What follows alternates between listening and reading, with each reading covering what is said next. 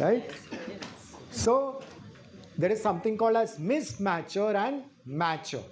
So mismatchers are those where you start to think, oh, whatever information, knowledge you've got, how do I counter it? So these are called as mismatchers. So in my courses, it's very easy for me to pick a person who's mismatcher.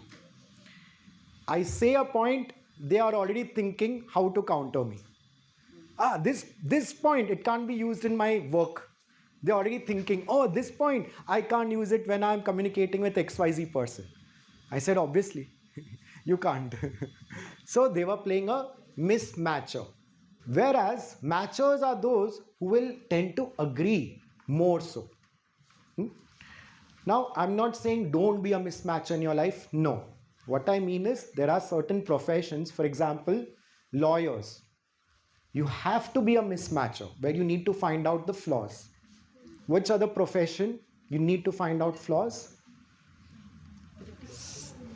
Auditing, CA, auditing. You have to find out the flaws, right? So being a mismatcher, it's fine in their profession.